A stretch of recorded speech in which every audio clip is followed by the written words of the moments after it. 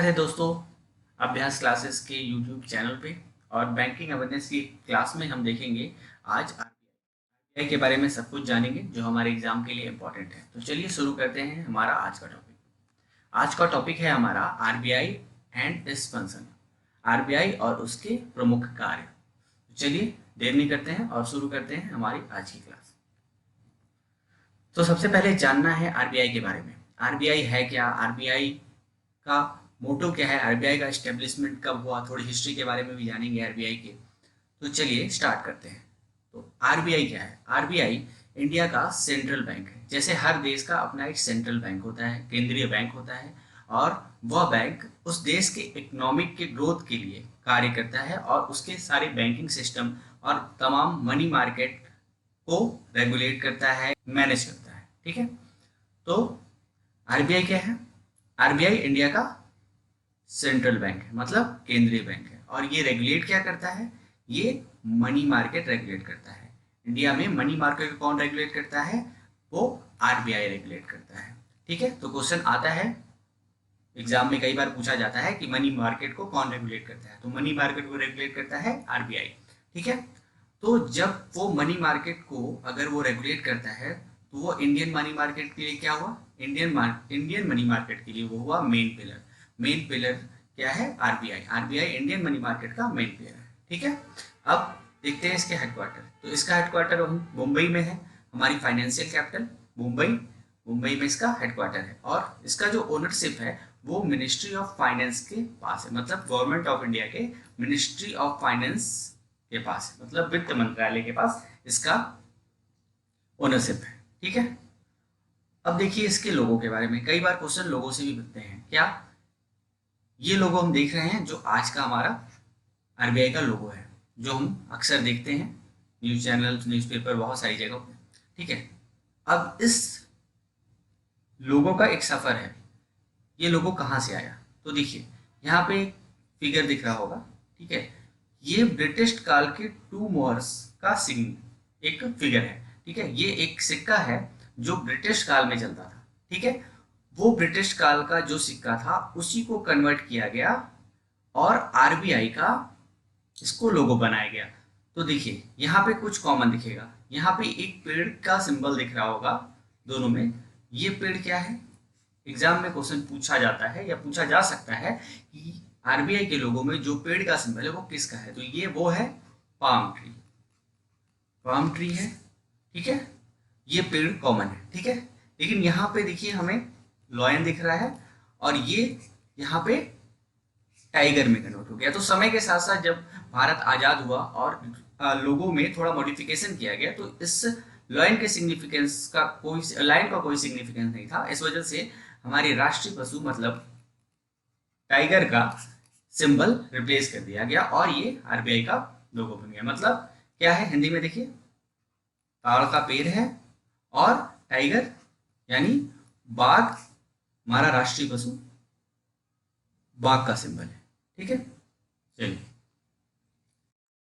बात करते हैं आरबीआई के एस्टेब्लिशमेंट के बारे में। आरबीआई का एस्टेब्लिशमेंट कब होता है, कैसे होता है?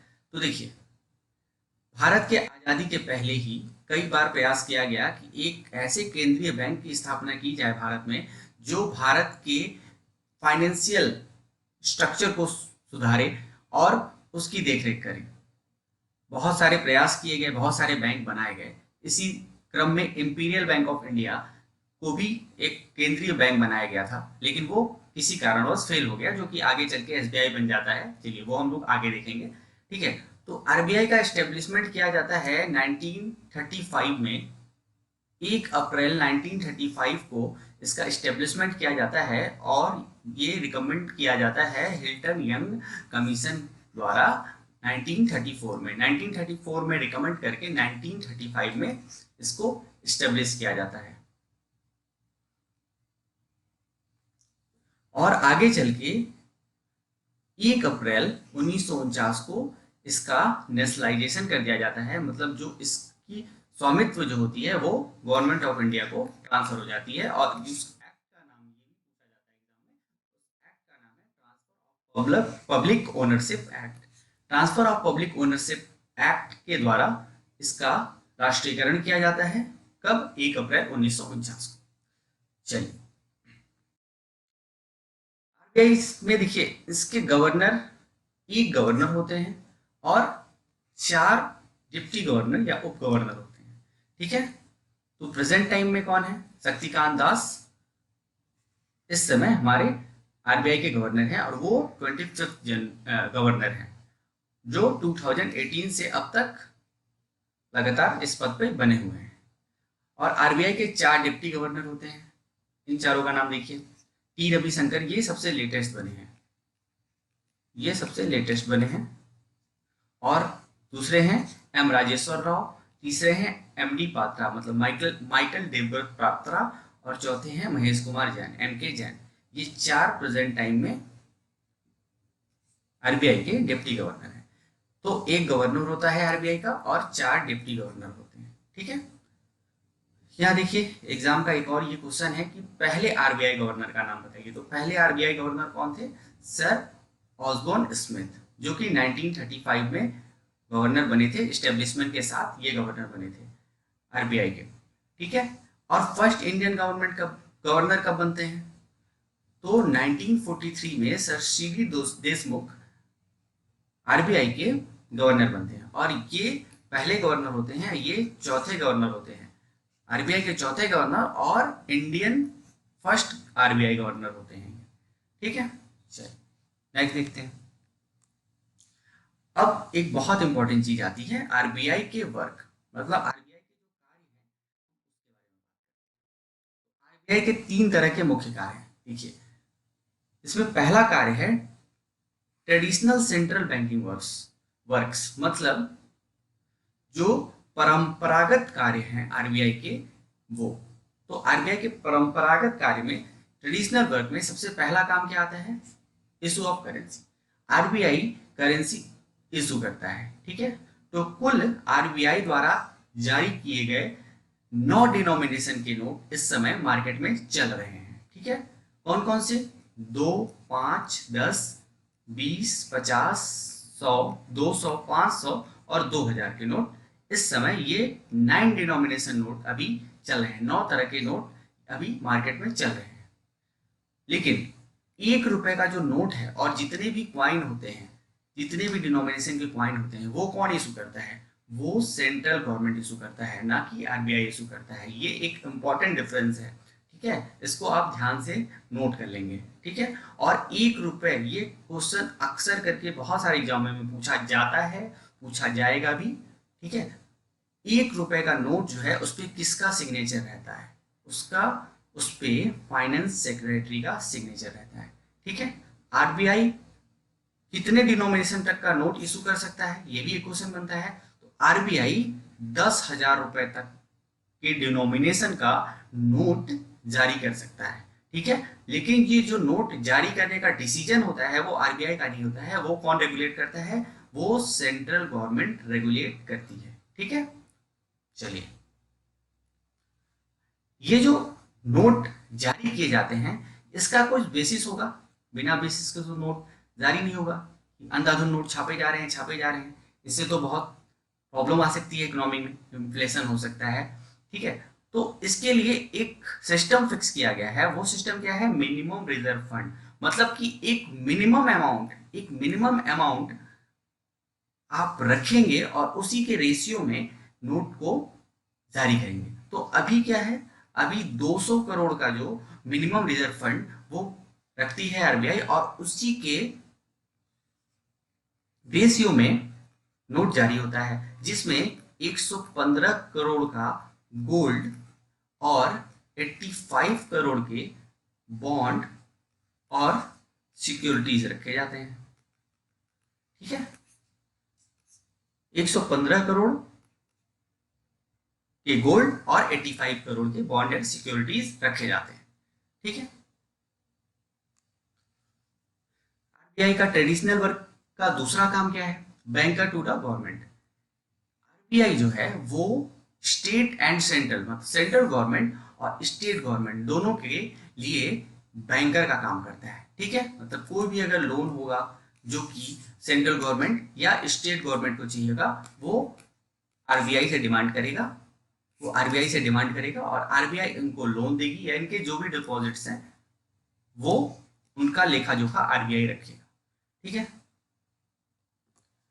तीसरा काम देखिए, तीसरा काम होता है आरबीआई का ट्रेडिशनल वर्क क्या, lender of last resort for the banks.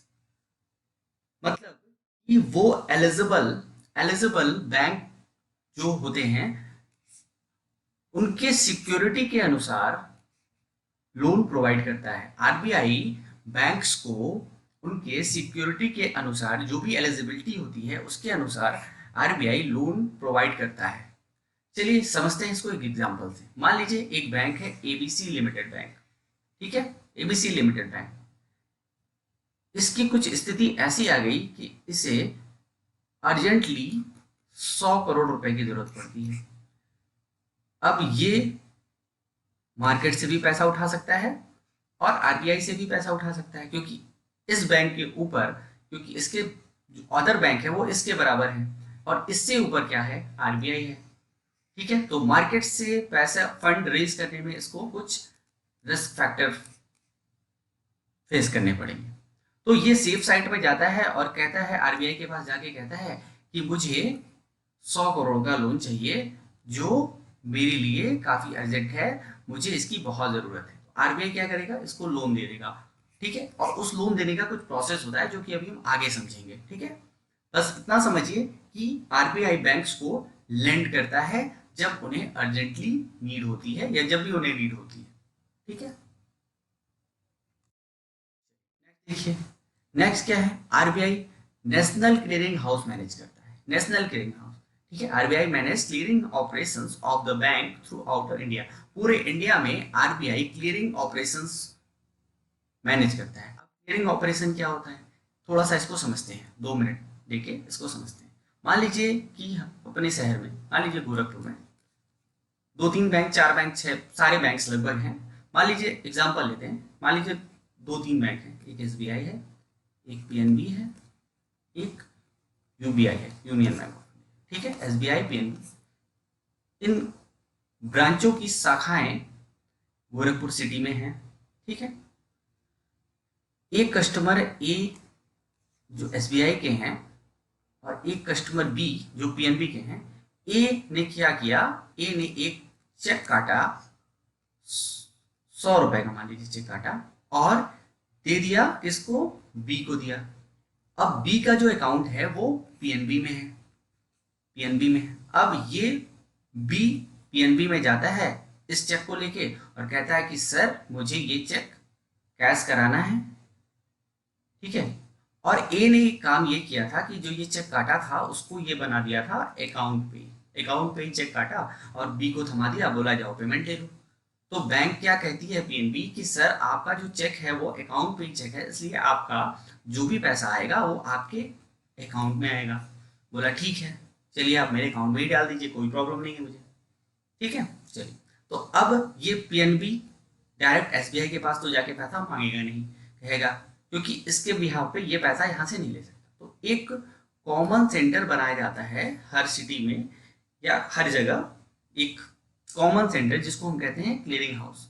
Clearing house, ये जितने भी बैंक हैं अपने अपने चेक, जो भी इनको चेक प्राप्त होता है अपने कस्टमर से, वो यहाँ आते हैं, यहाँ पे उस चेक को प्रोसेस करते हैं और इसी क्लियरिंग हाउस के थ्रू सारा फंड ट्रांसफर कर दिया जाता है रिस्पेक्टिव कस्टमर्स के अकाउंट में। ठीक है, यही होता है। तो इस सारी जो फंक्शन है, इन सारे फंक्शन को मैनेज कौन करता है, इन सारे फंक्शन को मैनेज करता है आरबीआई। ठीक है, तो RBI manage clearing operation of the banks through out the India. चलिए नेक्स्ट देखिए, नेक्स्ट आरबीआई क्या है, बैंक ऑफ द बैंक्स, मतलब बैंकों का बैंक है। ठीक है, आरबीआई बैंकों का बैंक है। देखिए जो भी ये हमारा सिस्टम है, ठीक है, उसमें बहुत सारे बैंक हैं, लेकिन जो टॉप पे सिस्टम के टॉप पे जो बैठा है वो कौन है, वो आरबीआई है। ठीक है, वो आरबीआई है, ये सिस्टम के टॉप पे बैठा है और सबको मैनेज भी करता है और सबके लिए ये एज अ बॉस काम करता है। ठीक है, तो RBI is the boss of Indian banking system. इस इंडियन बैंकिंग सिस्टम का बॉस कौन है, इंडियन बैंकिंग सिस्टम का बॉस है आरबीआई। ठीक है, it regulates and convey guidelines for the banks, जितने भी बैंक्स होते हैं, जैसे शेड्यूल कॉमर्शियल बैंक हुए, कोऑपरेटिव बैंक हुआ या फिर फॉरेन बैंक हुआ, जो भी बैंक्स इंडिया में वर्क करते हैं, ठीक है, उनके लिए आरबीआई क्या करता है, guideline, time to time guideline convey करता है और उसका रेगुलेशन भी आरबीआई ही करता है, ठीक है। तो आरबीआई क्या हुआ, बैंकों के लिए बैंक का काम करता है। नेक्स्ट देखिए, नेक्स्ट है और सबसे इंपॉर्टेंट पार्ट है क्रेडिट कंट्रोल। साख नियंत्रण करता है। साख नियंत्रण, क्रेडिट कंट्रोल क्या होता है?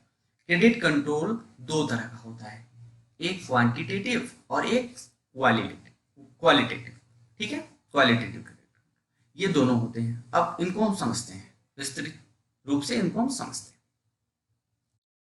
सबसे पहले देखते हैं क्वांटिटेटिव क्रेडिट कंट्रोल क्या होता है। क्वांटिटेटिव क्रेडिट कंट्रोल के कुछ टूल्स हैं जो कि अक्सर एग्जाम में आते हैं, आइए उनको डिटेल में समझते हैं। तो सबसे पहला टूल होता है CRR, मतलब cash reserve ratio. Cash reserve ratio RBI act के सेक्शन 42(1) में डिस्क्राइब्ड है। कैश रिजर्व रेशियो जो है वो किसके द्वारा डिसाइड होता है? आरबीआई के द्वारा। और इस कैश रिजर्व रेशियो में आरबीआई से बैंक को कोई भी इंटरेस्ट नहीं मिलता है। ये इंपॉर्टेंट पॉइंट है, याद रखिएगा। No interest paid to banks by RBI, ठीक है। देयर इज नो मैक्सिमम और मिनिमम लिमिट फॉर CRR। कोई भी मैक्सिमम और मिनिमम लिमिट CRR का नहीं है, ठीक है। तो आइए समझते हैं CRR होता क्या है और इसके घटने और बढ़ने से फर्क क्या पड़ता है। चलिए इसको बहुत डिटेल में समझते हैं, बहुत इंपॉर्टेंट कॉन्सेप्ट। मान लीजिए कोई बैंक है यहाँ पे ए, ये बैंक यहाँ पे काम कर रहा है, ठीक है, इंडिया के अंदर। और इस बैंक का जो टोटल डिपॉजिट है, जिसको NDTL कहते हैं, नेट डिमांड टाइम लायबिलिटी, क्या? नेट डिमांड टाइम लायबिलिटी, ठीक है, नेट डिमांड टाइम लायबिलिटी। एक मिनट समझ लेते हैं ये क्या होता है। नेट डिमांड और टाइम लायबिलिटी होता है जो भी इस बैंक का टोटल डिपॉजिट होगा, जो भी इस बैंक का टोटल डिपॉजिट होगा उसी को कहते हैं NDTL। मतलब एक होता है डिमांड डिपॉजिट और एक होता है टाइम डिपॉजिट। 2 मिनट इसको समझ लेते हैं, बहुत जरूरी कॉन्सेप्ट है। डिमांड डिपॉजिट क्या होता है? डिमांड डिपॉजिट वो होता है जो हमारा सेविंग अकाउंट हो गया, जो हमारा करंट अकाउंट हो गया, ये डिमांड डिपॉजिट हो गया कि जब भी कस्टमर डिमांड करेगा बैंक को इसके पैसे को देना पड़ेगा। और एक होता है टाइम डिपॉजिट, जो हमारा FD हो गया या RD हो गया, ये एक टाइम के बाद बैंक कस्टमर को पेड करता है, ठीक है। तो यही total deposit net demand and time liability कहलाता है, ठीक है। तो अब मान लीजिए इस बैंक ए का जो कुल डिपॉजिट है वो 100 करोड़ रुपीज, ठीक है। तो इस 100 करोड़ रुपीज को क्या करेगा, वो लोन के रूप में बांटेगा या कुछ भी इन्वेस्ट करेगा, वो लोन में इन्वेस्ट करेगा, लोन बांटेगा कस्टमर्स को। लेकिन यहाँ पे जो बॉस बैठा है आरबीआई, वो कहता है कि रुको भाई, एक मिनट, बात ये है कि तुम ये 100 के 100 करोड़ तुम बांट दोगे और अगर अचानक तुम्हें किसी चीज की जरूरत, किसी पैसे की जरूरत आती है, तब तुम क्या करोगे? इसी बेसिस पे आरबीआई क्या कहता है? आरबीआई कहता है कि कुछ कैश तुम हमारे पास रखो, ठीक है, कुछ कैश हमारे पास रखो और वो तुम्हारे ऐसे समय काम आएगा जब तुम्हारी स्थिति बहुत खराब हो जाएगी, या हो सकता है कि कुछ स्थिति तुम्हारी ऐसी हो जाए जिस समय तुम्हें इस कैश जो तुम मेरे पास रखोगे, कैश रिजर्व रेशियो CRR, ठीक है, CRR, वो तुम्हें जरूरत पड़े और तब उस समय मैं तुम्हें ये यूज करने के लिए दूंगा, ठीक है। अब आरबीआई कहता है कि जो भी तुम्हारे पास नेट डिमांड और टाइम लायबिलिटी है, उसका 3% प्रेजेंट टाइम में 3% तुम मेरे पास रखो। मतलब कि इस 100 करोड़ रुपए का 3 करोड़ रुपए तुम मेरे पास रखो, रिजर्व रखो, और बाकी अपना जो 97 करोड़ है वो यूज करो लोन देने में। प्लस ये 97 करोड़ जो तुम्हारे पास है, उसके साथ एक चीज और करना होगा तुम्हें। वो क्या करना होगा? वो तुम्हें ये करना होगा कि तुम्हें एसएलआर रखना होगा। क्या रखना होगा? एसएलआर। ठीक है। अब एसएलआर क्या होता है? जैसे, दोबारा समझते हैं। जैसे इस 100 करोड़ रुपए में आरबीआई के पास सीआरआर के रूप में कितना रखा? 3% रखा। ठीक उसी प्रकार बैंक, आरबीआई बैंक से ये कहता है, ए बैंक से ये कहता है कि भाई बैंक सुनो मेरी बात, बात ये है कि तुमने कुछ पैसा तो मेरे पास रख दिया, लेकिन कुछ अपने पास भी तो रखो, कुछ अपने पास भी तो रखो, कुछ 18% जो कि अभी हमारा एसएलआर है, कुछ तुम अपने पास भी तो रखो। हो सकता है कि तुम्हें इस 3% के अलावा इस 18% की भी जरूरत पड़े। अब ये तुम अपने पास रखोगे, अपने पास रिजर्व रखोगे। रिजर्व रखोगे किस फॉर्म में? Highly liquid, highly liquid, highly liquid form में।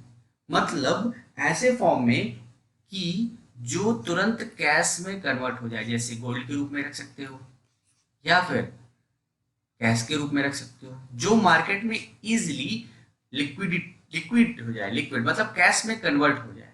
ठीक है। तो अब क्या करेगा बैंक? ये 18% मतलब कि जो उसके पास 100 करोड़ की पूंजी है, 100 करोड़ का जो डिपॉजिट है, क्या है? Net demand and time liability, NDTL. इस एनडीटीएल का 18% वो अपने पास भी रखेगा, रिजर्व रखेगा अपने पास। ठीक है। प्लस 3% तो उसने सीआरआर के रूप में आरबीआई के पास रखा ही है।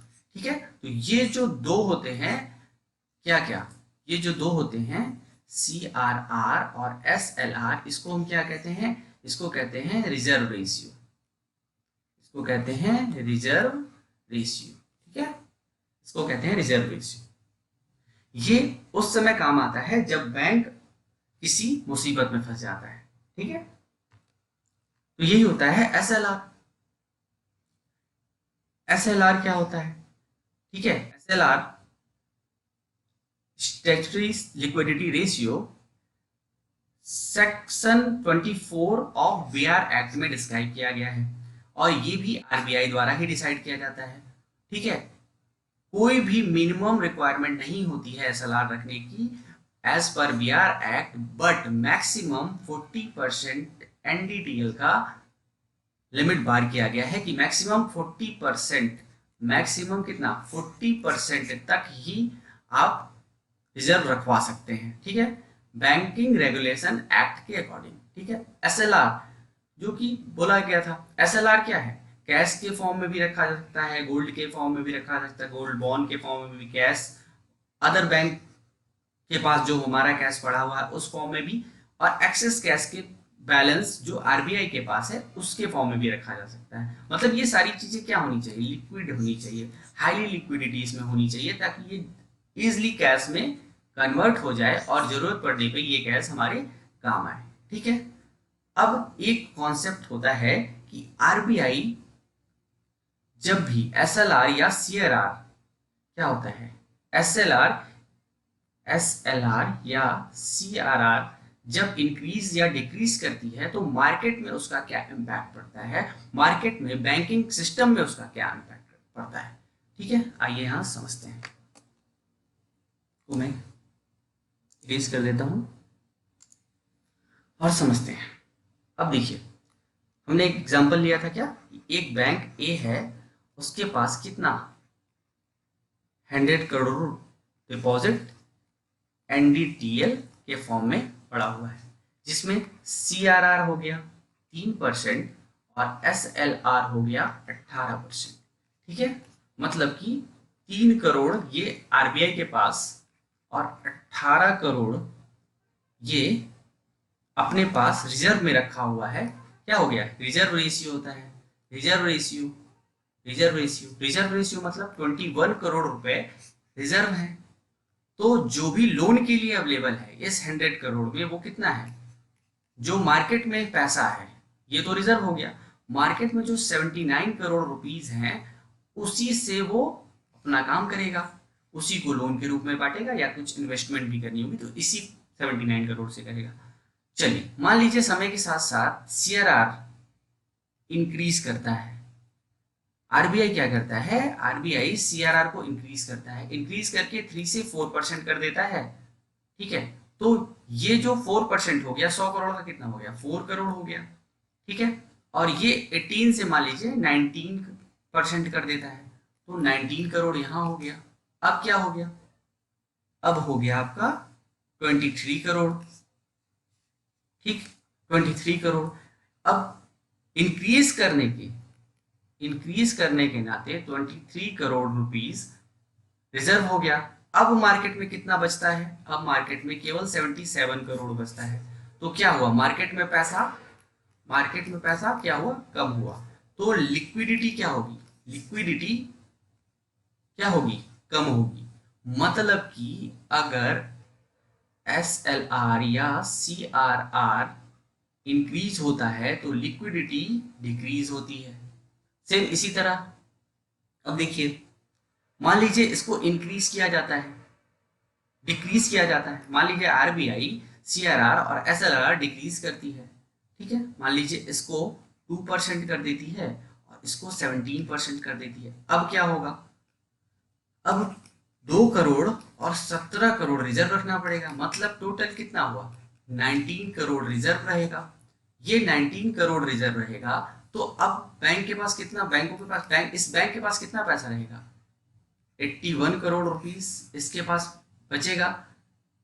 ठीक है, पहले कितना था, 79 करोड़ था, अब कितना हो गया, डिक्रीज करने के नाते 81 करोड़ रुपीस अब मार्केट में अवेलेबल है इसको लोन देने के लिए। तो क्या होगा, जब एसएलआर या सीआरआर घटेगा तो लिक्विडिटी क्या होगी, मार्केट में पैसा बढ़ेगा, मार्केट में पैसा बढ़ेगा। भाई सीधी सी बात है, जब कम रिजर्व रखना पड़ेगा, जब कम होगा रिजर्व रखने की जो लिमिट होगी वो कम होगी तो बैंक के पास पैसा तो बढ़ेगा ना, और ये इससे को यूज करेगा, लोन देगा और सारे फंक्शंस करेगा इस पैसे से। उम्मीद है कि एसएलआर और सीआरआर आपको बहुत अच्छे से क्लियर हो गया होगा। तो जल्दी जल्दी आगे देख लेते हैं और सारे क्या रेट्स हैं। चलिए, तीसरी चीज होती है आरआर, मतलब रेपो रेट। ये सबसे इस समय पहले क्या होता था, पहले बैंक रेट जो था वो मोस्ट इंपॉर्टेंट या की पॉलिसी रेट था। क्या था, की पॉलिसी रेट था। लेकिन इस समय रेपो रेट जो कि अभी करेंटली कितना है 4%, वो की पॉलिसी रेट है। वो क्या है, वो की पॉलिसी रेट है। क्योंकि जब आरबीआई रेपो रेट बढ़ाती है तो जो लोन का इंटरेस्ट होता है वो बढ़ता है, बैंक भी बढ़ा देती है। और जब रेपो रेट को घटाती है तो जो लोन का इंटरेस्ट होता है वो बैंक क्या करती है, घटा देती है। तो ये डायरेक्टली प्रोपोर्शनल है repo rate bank loan interest से। ठीक है, चलिए देखिए कैसे क्या होता है, ये भी आरबीआई ही डिसाइड करती है। ठीक है, होता क्या है repo rate, sale of government securities by the bank to RBI with a promise to repurchase after a stipulated time. मान लीजिए एक बैंक ए है, ठीक है, उसके पास कुछ बिल है, मान लीजिए उसके पास कोई बिल है, बिल ऑफ मान लीजिए उसके पास बिल ऑफ एक्सचेंज ही है, बिल ऑफ एक्सचेंज ही है।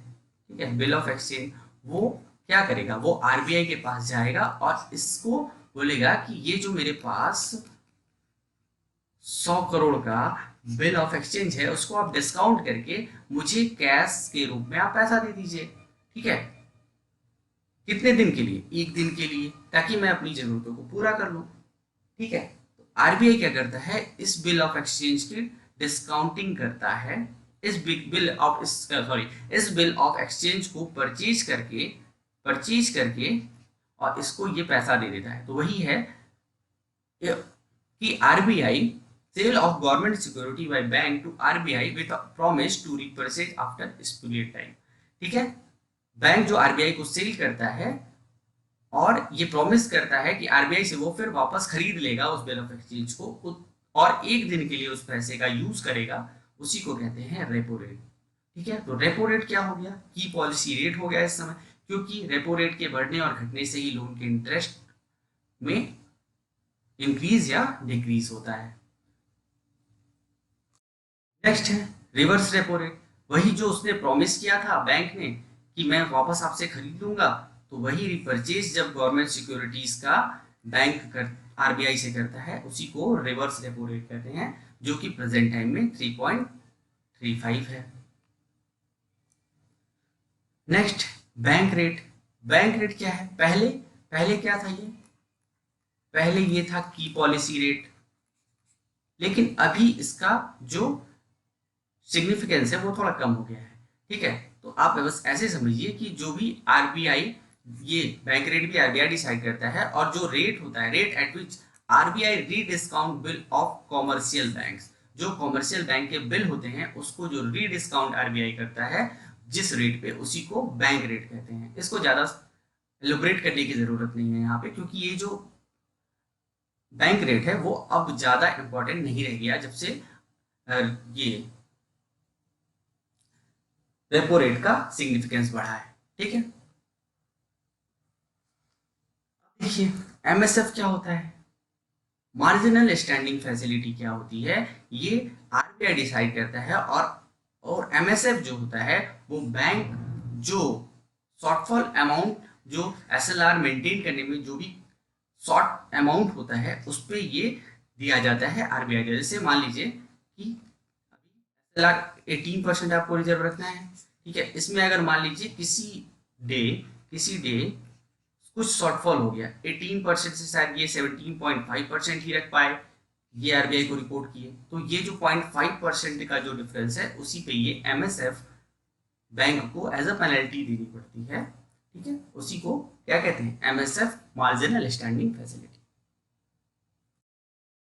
देखिए अभी ये जो हमारे दोनों क्या है,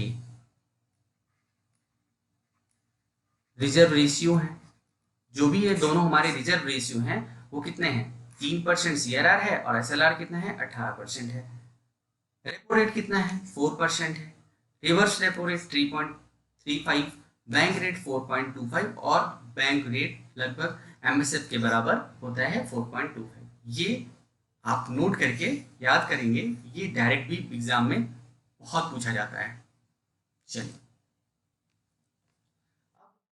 दूसरा क्या होता है? Qualitative credit control.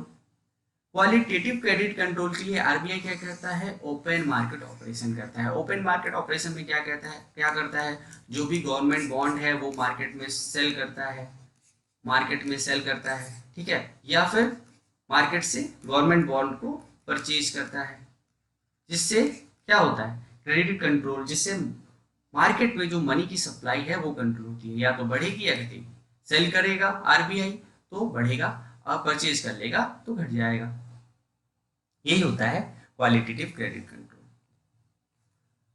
अब देखिए आरबीआई एक्ट वर्क में दूसरा वर्क होता है सुपरविजरी वर्क, जो आरबीआई करता है, सुपरवाइजरी करता है। क्या करता है? पहला, issue of licence to bank, बैंकों को लाइसेंस देता है। Bank inspection and inquiry, bank inspection करता है और इंक्वायरी करता है। Implementation of deposit insurance scheme, जो डिपॉजिट इंश्योरेंस स्कीम होता है उसको इम्प्लीमेंट करता है। जैसे अभी जो डिपॉजिट होती है, अभी जो बैंक में डिपॉजिट होती है उसमें 5 लाख तक के डिपॉजिट पे इंश्योरेंस होता है पर बरोबर 5 लाख के डिपॉजिट पे इंश्योरेंस होता है। उसी इंश्योरेंस स्कीम को ये आरबीआई इंप्लीमेंट करवाती है। इसके पहले 2019 के बजट में इसका डिक्लेरेशन हुआ था, लेकिन इसके पहले क्या था? इसके पहले ये 1 लाख तक था, अब क्या हो गया है? ये 5 लाख तक का हो गया है। ठीक है, आरबीआई क्या करता है? कंट्रोल ओवर एनबीएफसी पे कंट्रोल करता है। और क्या करता है? Periodic review of working of bank, bank के जो वर्किंग होती है उसका पीरियडिक रिव्यू करता है, उसमें आपका ऑडिट कराता है, बहुत सारी चीज़ों का उसमें डिक्लेरेशन करता है, और बैंक के जो वर्क होते हैं, जो भी बैंक के वर्क होते हैं उसका पीरियडिक रिव्यू करता है। ठीक है। तीसरा काम क्या होता है? Promotional and development role. Promotional and development role होता है, ठीक है, promotional of banking habit and expansion of banking system. Banking system का एक्सपेंशन कैसे होता है और लोगों के बीच बैंकिंग हैबिट कैसे बढ़ानी है, जो अवेयरनेस कैंपेन होता है। अभी देखिए अमिताभ बच्चन जी आते हैं, कहते हैं सावधान सावधान। जो भी फ्रॉड प्रिवेंशन है उसके लिए आरबीआई क्या करता है, मतलब अवेयरनेस फैलाता है। ठीक है। और बैंकिंग का कैसे एक्सपेंशन किया जाए, फाइनेंशियल इंक्लूजन की जो पॉलिसीज होती हैं वो समय समय पे आती हैं आरबीआई द्वारा, वो आती हैं और उसके बाद उसको इम्प्लीमेंट कराता है। तो ये क्या है? Expansion of banking system. Banking system का एक्सपेंशन होता है और कैसे गांवों तक पहुंचे। जैसे कोई भी अगर बैंक है उसका 25% जो ब्रांच है वो रूरल एरिया में होना चाहिए। ये आरबीआई के इसी पॉलिसी से होता है कि सारे बैंक अगर सिटी में हो जाएंगे तो क्या रूरल तक बैंक पहुंच पाएगा, गांव तक बैंक पहुंचेगा नहीं। इसलिए आरबीआई ने एक रूल बना रखा है कि जो भी बैंक आप अगर 10 बैंक ओपन करते हैं, आप 12 बैंक ओपन करते हैं, ठीक है, तो उसमें 4 बैंक आपको रूरल एरिया में रखने हैं, बाकी आप 8 आप अपने अर्बन एरिया या सेमी अर्बन एरिया में रखिए, कोई प्रॉब्लम नहीं है, लेकिन कम से कम 25% ब्रांच आप रूरल एरिया में खोलेंगे। ठीक है। उसी तरह export promotion through refinance facility, export promotion को पुल करता है। ठीक है। Development of financial system, financial system के डेवलपमेंट के लिए आरबीआई का एक बहुत इंपॉर्टेंट रोल है। ठीक है। जैसे support for industrial finance, industrial finance जैसे SIDBI, small industry development bank establish करके आरबीआई क्या करता है, आरबीआई इंश्योरेंस इंडस्ट्रियल फाइनेंस करता है आरबीआई सिडबी के थ्रू। ठीक है। तो सिडबी क्या है, ये जब मैं सिड को पढ़ाऊंगा तो आपको बताऊंगा। ये सिडबी जो है वो आरबीआई की सब्सिडरी है। ठीक है। कोऑपरेटिव सेक्टर को सपोर्ट करता है। ठीक है। उसी तरह एग्रीकल्चर सेक्टर को नाबार्ड के थ्रू रेगुलेट और सपोर्ट करता है। Training provision to banking staff, और जो भी इम्प्लीमेंटेशन होते हैं, नए रूल्स और गाइडलाइंस होती हैं, उसकी ट्रेनिंग बैंकिंग स्टाफ को देता है आरबीआई। और पब्लिकेशन ऑफ वेरियस रिपोर्ट, और कई तरह के रिपोर्ट आरबीआई पब्लिश करता है। जैसे जीडीपी का रिपोर्ट देखते होंगे, आप पढ़ते होंगे, तो जीडीपी का रिपोर्ट आरबीआई कुछ परसेंट डिसाइड करके या पब्लिश करता है कोई रिपोर्ट। ठीक है। बहुत सारी रिपोर्ट आरबीआई पब्लिश करता है इकोनॉमी के लिए। ठीक है। फिर देखिए एक चीज है, जो भी रेट हमने पढ़े हैं अभी इसके पहले, जो भी वो रेट्स जो डिसाइड किए जाते हैं वो कैसे डिसाइड होते हैं और किसके द्वारा डिसाइड होते हैं। ठीक है। ठीक है। डिक्लेयर तो आरबीआई ही करता है, लेकिन कैसे? ठीक है। तो एक बाई मंथली मॉनेटरी पॉलिसी आती है। क्या होता है, 2 मंथ में एक बार बाई मंथली पॉलिसी लाती है आरबीआई, और उसमें ये सारे रेट जो होते हैं आपके बैंक रेट, सीआरआर, एसएलआर, ठीक है, repo rate, reverse repo rate, ठीक है, और एमएसएफ, ये सारे रेट्स जो है आरबीआई डिसाइड करती है। ठीक है। तो मेन फोकस क्या होता है मॉनेटरी पॉलिसी का, वो क्या है, controlling of inflation and to promote growth of economy, economy के ग्रोथ को प्रमोट करना और इन्फ्लेशन पे कंट्रोल करना। ठीक है। इसमें जो सीआरआर होता है और एसएलआर होता है वो क्या होता है, मैंने बताया था, रिजर्व रेशियो होता है। ठीक है। और आरबीआई इसको डिसाइड करती है, आरबीआई डिसाइड करती है।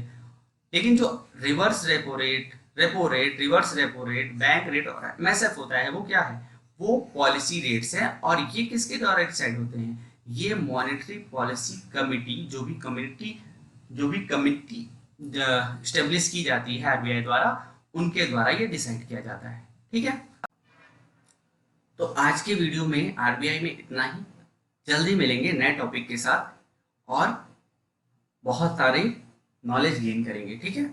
तब तक के लिए गुड बाय, थैंक यू। और अगर वीडियो अच्छा लगे तो शेयर जरूर करिएगा और चैनल को प्लीज सब्सक्राइब कर दीजिएगा।